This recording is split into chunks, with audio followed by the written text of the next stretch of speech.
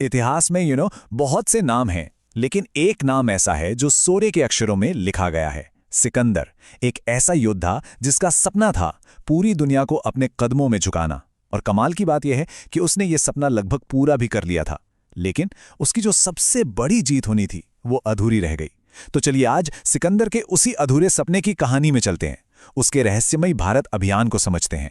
हाँ, पर सवाल तो यही है ना कि जो इंसान विश्व विजेता कहलाता था, जो पूरी दुनिया को जीतता आ रहा था, वो आखिर भारत की दहलीज से खाली हाथ वापस क्यों चला गया? क्या उसे किसी ने हरा दिया था, या कहानी कुछ और ही थी? कुछ ऐसा हुआ जिसने इतिहास का रुख ही बदल दिया? अब इस पहेली को अगर सुलझाना है तो सबसे पहले हमें उस शख्स को जानना होगा जिसे दुनिया सिकंदर महान कहती है। तो ठीक है, कहानी की शुरुआत करते हैं सिकंदर के परिचय से। तो बात है 356 ईसा पूर्व की। सिकंदर का जन्म हुआ और ऐसा लगता है कि उसकी किस्मत में ही दुनिया पर राज करना लिखा था।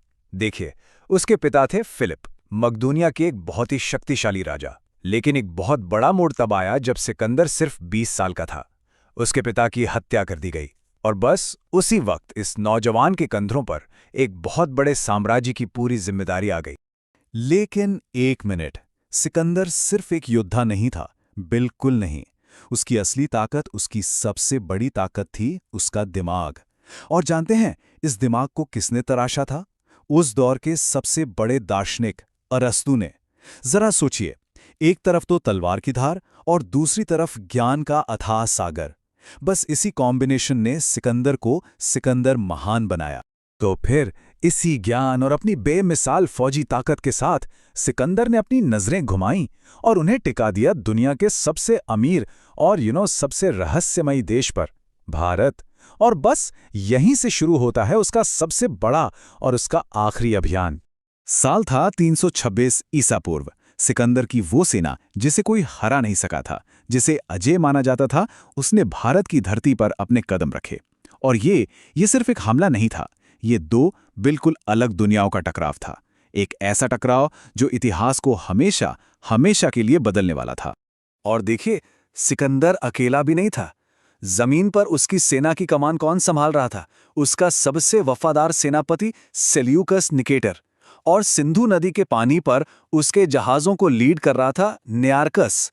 मतलब ये एक ऐसी जबरदस्त मिलिट्री मशीन थी जिसे कोई रोक ही नहीं सकता था, या कम से कम उन्हें तो ऐसा ही लगता था। भारत में कदम रखते ही सिकंदर का सामना हुआ एक ऐसे हिंदुस्तानी शेर से जिसने उसे पहली बार ये एहसास दिलाया कि ये जमीन जीतना कोई बच्चों का खेल नहीं है। हम बात कर रहे हैं राजा पोरस के साथ हुई उस ऐतिहासिक लड़ाई की, जिसने सिकंदर की पूरी सेना को सचमुच हिलाकर रख दिया था। इतिहास में इस लड़ाई को बैटल ऑफ हाइड्रोस्पीस या झेलम के युद्ध के नाम से जाना जाता है। ये एक तरफ थे पंजाब के गौरव राजा पोरस और दूसरे तरफ दुनिया का विजेता सिकंदर। और इन दोनों के बीच ये एक ऐसी जबरदस्त जंग थी जिसकी गूंज सदियों तक सुनाई देनी थी। ये सच में दो बिल्कुल अलग अलग तरीकों की लड़ाई का टकराव था। सोचिए, एक तरफ सिकंदर की एकदम डिसिप्लिन्ड मैसेडोनियन फौज, तो दूसरी तरफ अपनी धरती के लिए जान देने को तैयार राजा पोरस के सैनिक। और हाँ, उनके पास एक ऐसा ब्रह्मास्त्र था जिसे देखकर यूनानी सैनिकों की तो रूह कांप गई थी। वो थे विशालकाय युद्ध हाथी। ये किसी चलते फिरते किले से कम नहीं थे। खैर, पोरस पर जीत तो सिकंदर को मिल गई, लेकिन इस जीत की कीमत बहुत बहुत भारी चुकानी पड़ी। और बस यहीं से कहानी ने एक ऐसा टर्न लिया जिसके बारे में किसी ने सोचा तक नहीं था। कमाल की बात यह है कि सिकंदर को रोकने वाला कोई दुश्मन नहीं था, बल्कि वो थी एक नदी। उस नदी का नाम था व्यास नदी। सिकंदर की जो थकी हारी सेना थी वो बस इसी नदी के किनारे आकर रुक गई, थम गई। और ये नदी सिर्फ पानी की एक धारा नहीं थी, नहीं, ये सिकंदर के विश्व विजय के सपने और असलियत के बीच की आखिरी दीवार बन गई थी। सोचिए, 10 साल से लगातार लड़ते लड़ते घर से हजारों मील दूर सिकंदर के सैनिकों का सब्र अब जवाब दे गया था। उन्होंने साफ साफ कह दिया कि वो व्यास नदी को पार नहीं करेंगे। बस ये उस विश्व विजेता के लिए सबसे बड़ी हार थी। और ये हार उसे किसी जंग के मैदान में नहीं मिली, बल्कि अपने ही लोगों से मिली थी। अब अपने ही सैनिकों के इस विद्रोह के आगे दुनिया जीतने वाले सिकंदर को भी झुकना पड़ा। और यहीं से शुरू हुई उसकी घर वापसी की यात्रा।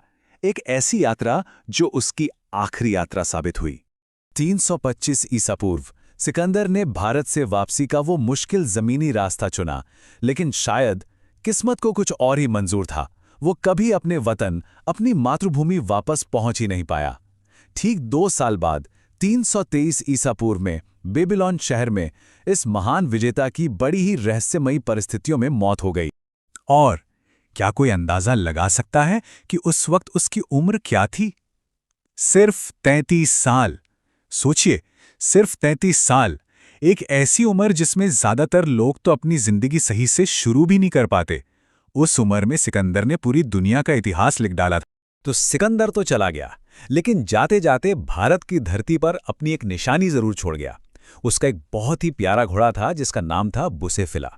वो झेलम की लड़ाई में मारा गया था, तो अपने उसी वफादार साथी के सम्मान में उसने झेलम नदी के किनारे एक शहर बसाया जिसका नाम रखा बुसेफिला।